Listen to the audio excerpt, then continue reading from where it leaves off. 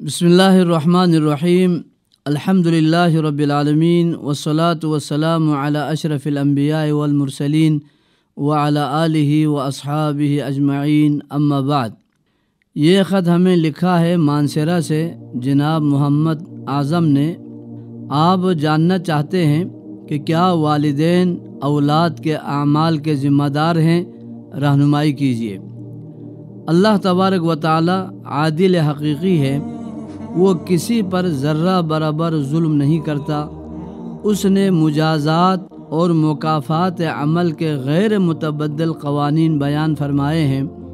ارشاد فرمایا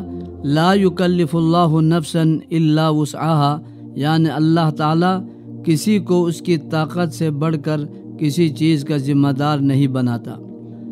ایسا ہرگز نہ ہوگا کسی انسان کے پاس ایک کام کرنے کی قدرت اور استطاعت ہی نہیں اور اس سے پوچھا جائے کہ تو نے یہ کام کیوں نہیں کیا۔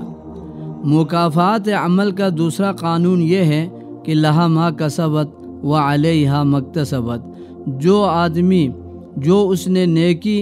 یا اس نے جو برائی کمائی اس کا اجر و ثواب یا سزا جو ہے وہ اسی کے لیے ہے جو اس نے خود انجام دی ہو۔ یہ ممکن نہیں نیک عمل کوئی کرے اور اس کا اجر و ثواب کوئی اور سے میڑ لے، اسی طرح گناہ کوئی کرے اور اس کی سزا جو ہے کسی اور کو ملے۔ اللہ تعالیٰ کا ارشاد ہے وَلَا تَزِرُ وَازِرَةٌ وِزْرَ أُخْرَى، کوئی بوجھ اٹھانے والا دوسرے کا بوجھ نہیں اٹھائے گا۔ حدیث میں ہے کہ ایک شخص نے رسول اللہ صلی اللہ علیہ وسلم سے اپنے بیٹے کا تعارف کرایا تو رسول اللہ صلی اللہ علیہ وسلم نے فرمایا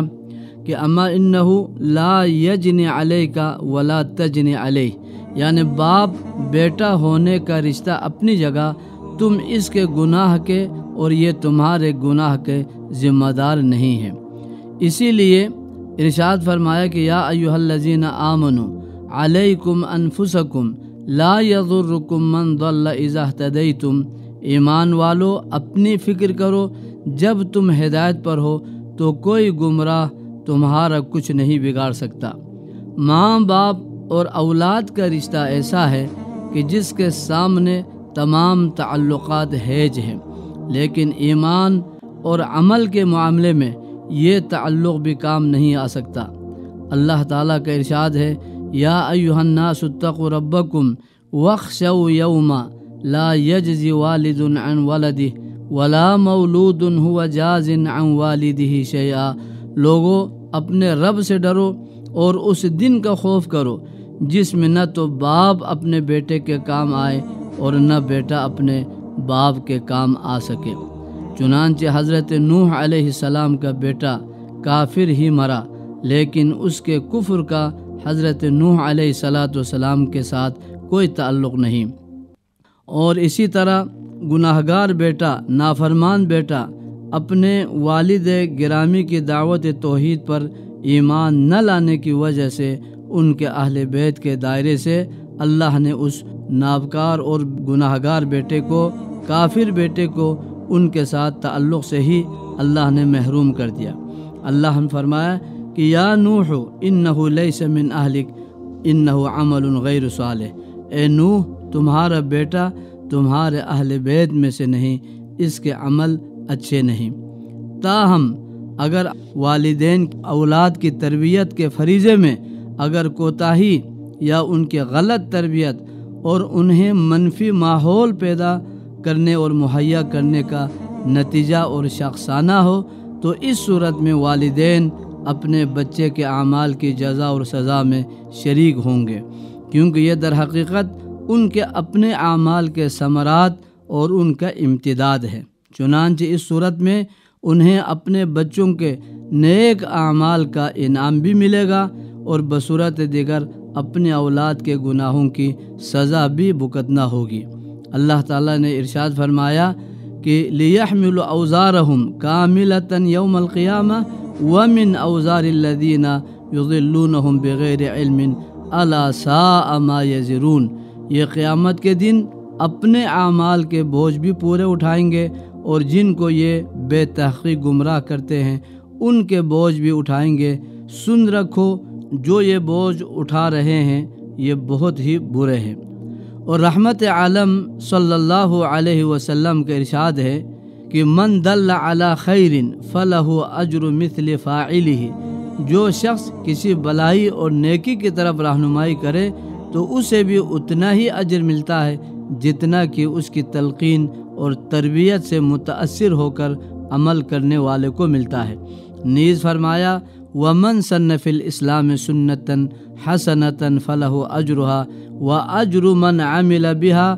من غیر ان ینقص من اجورہم شیء یا ان ینقص من اجورہم شیء، جو شخص مسلمانوں میں کسی اچھے کام کی روایت قائم کریں اس کو اپنے عمل کا بھی اجر ملے گا، اور جو شخص اس کے بعد اس پر عمل پیرا ہوگا اس کا ثواب بھی روایت قائم کرنے والے کو ملے گا،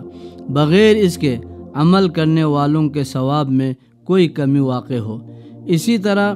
من سن فی الاسلام سنتا سیئتا کان علیہ وزرہا ووزر من عمل بها من بعدہ من غیر ان ینقص من اوزارہم شیء،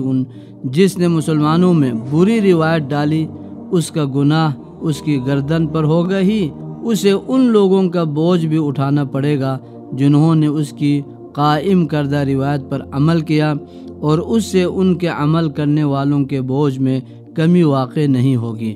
اس لیے اگر والدین نے اپنی اولاد کو ایسا ماحول دیا یا ان کی تربیت ہی ایسی کی جس سے انہوں نے نافرمانی کے فضا اور ماحول میں پرورش پائی تو ان کے گناہوں کے سزا انہیں بھی ملے گی، جس طرح ان احادیث سے اللہ کے نبی علیہ الصلاۃ والسلام نے تنبیہ فرمایا۔ اور ایک اور صحیح حدیث میں رسول اللہ صلی اللہ علیہ وسلم نے جہاں یہ فرمایا الا کلکم راع وکلکم مسئول عن رعیتہ، اسی حدیث میں باپ کے حوالے سے یہ اللہ کے نبی علیہ السلام کا ارشاد ہے، باپ سے اس کی اولاد کے متعلق سوال ہوگا، ان کی تربیت کے حوالے سے، ان کی پرورش کے حوالے سے اور ان کے حقوق کی ادائیگی کے حوالے سے۔ تو اللہ تعالی ہم سب کے اولاد کو نیک بنائیں، اللہ تعالی شریعت کے پابند بنائیں، اور اگر کوئی